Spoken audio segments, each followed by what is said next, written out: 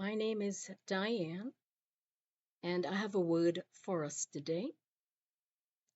The Lord is reminding us that He loves us all, and though we have different talents and different gifts, we can do mighty things for the honor and glory of God. And today, our word is taken from 1 Samuel chapter 17, verses 44 through 46. And this is taken from the New Living Translation. And it begins with the words of Goliath. And it reads, "Come over here, and I will give your flesh to the birds and wild animals," Goliath yelled. David replied, "You come to me with sword, spear, and javelin, but I come to you in the name of the Lord of heavens, the God of the armies of Israel, who you have defiled. Today the Lord will conquer you, and I will kill you and cut off your head, and the whole world will know that there is a God in Israel." Now, those are words of war and battle.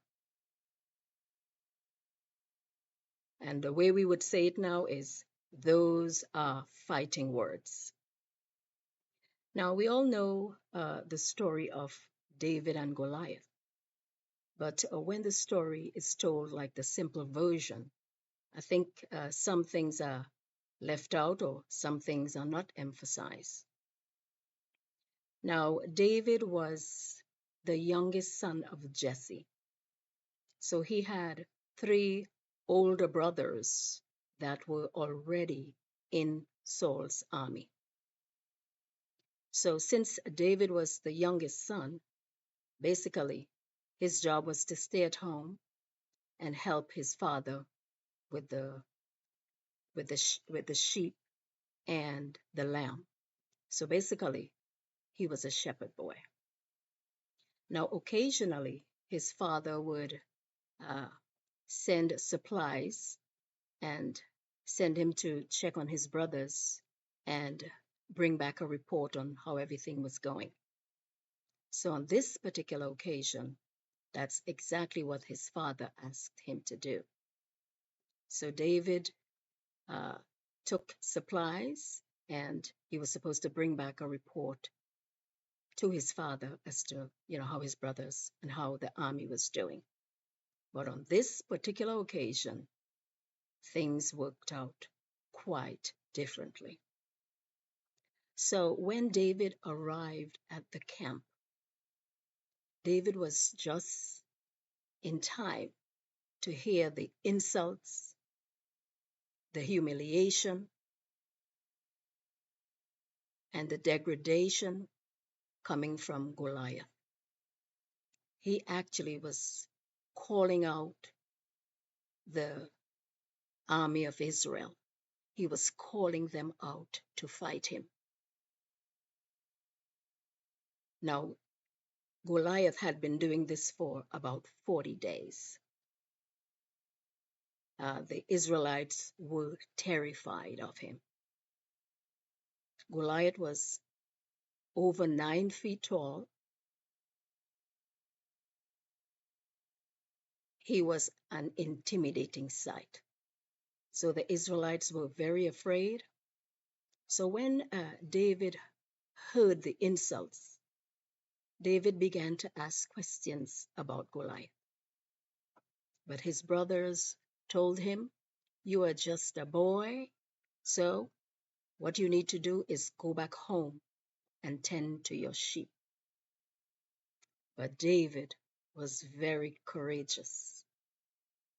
David had faith in God, and David began to request and admonish Saul, who was the leader of the army at that time.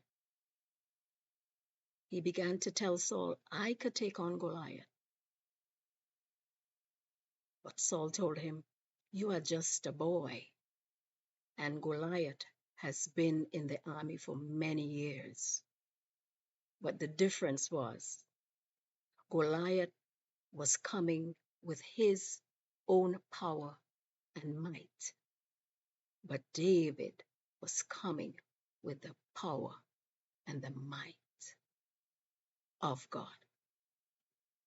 So eventually, Saul gave in, and he gave the green light, he gave the okay for David to go up against Goliath. Could you imagine David's brothers? They were thinking, boy, this boy has lost his mind. But that is the confidence and the faith that David had in the Lord. So now that David had given, or Saul had given the okay for David to go up against Goliath, Saul began to put on his helmet and his sword and his breastplate on David. But David was very uncomfortable. David said to Saul, no, I cannot fight with all of this equipment. So David began to take off Saul's helmet and Saul's breastplate and sword. So now all David was armed with was his sling. He went down to the brook and picked up 5 smooth stones.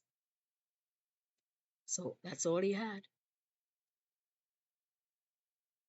His sling and his stones. And he began to approach Goliath. Now, when David started to approach Goliath, and Goliath rushed David, David put one of his stones in his sling and hurled it. And the stone struck Goliath in his forehead, and he fell to the ground, face down. Now, bear in mind, the Bible did not say that the stone killed Goliath. In verse 51, it says that David ran up to Goliath and took out Goliath's sword and killed him and cut his head off. So the very sword that Goliath intended to kill David with, God gave David the power to kill Goliath with his own sword.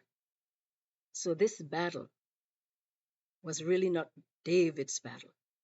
It was the Lord's battle. And the question is, for us in our lives, what Goliaths do we have in our lives? What battles are we fighting? Are we fighting battles of self-doubt, battles of fear, battles of insecurity, battles of depression, battles of loneliness? What battles are we fighting today? There is no battle that we cannot win if the Lord is leading that battle. So, whatever we are facing today, if we have the faith and the trust in God, God will give us the victory over all our giants, all our Goliaths. So let us trust God today.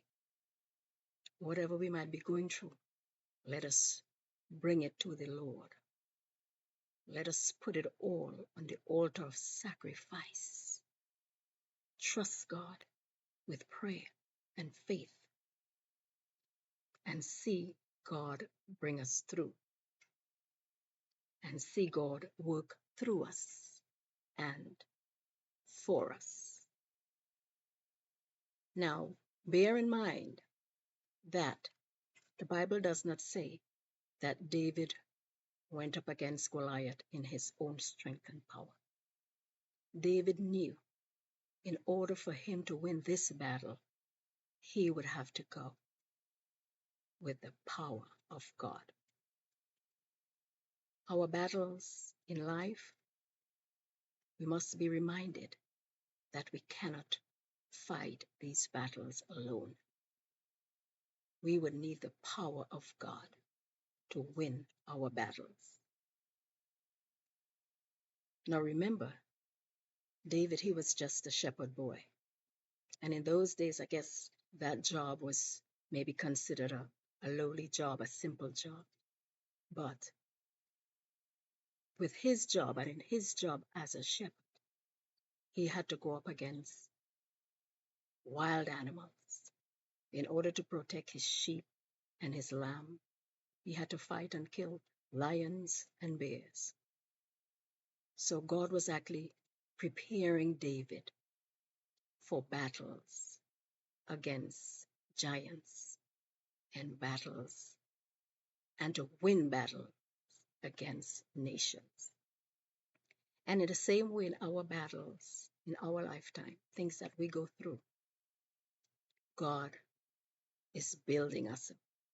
God is strengthening us up with the battles that we are going through, for battles that we would have to fight later.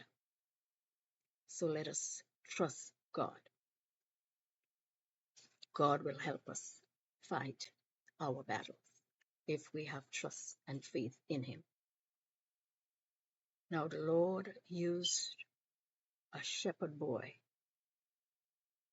to kill giants, and that is because David had faith, confidence, and the willingness. And the question is, what are we willing to do for the kingdom today? You know, when I was growing up in high school and elementary school,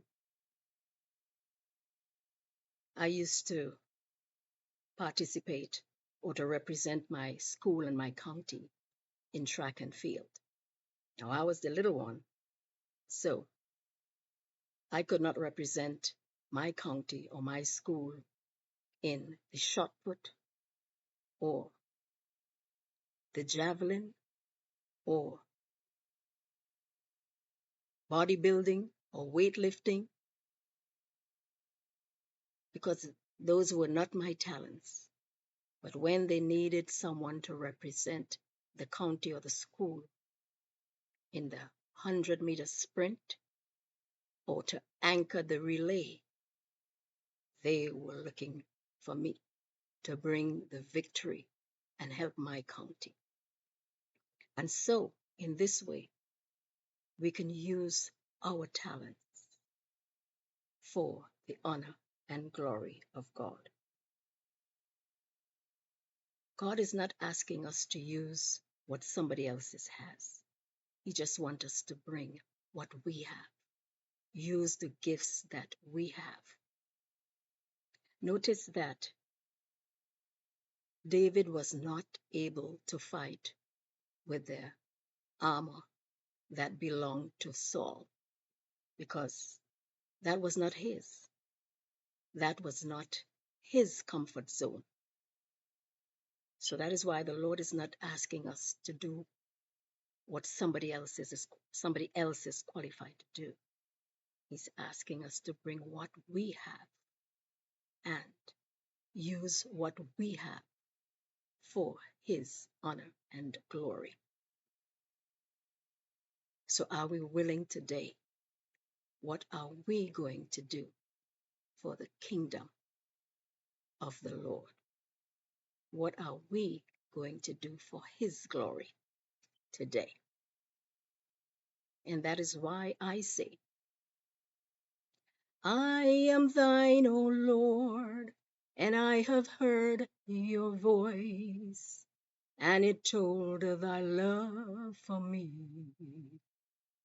But I long to rise in the arms of faith and be closer drawn to thee. Draw me nearer, nearer, blessed Lord, to the cross where thou hast died.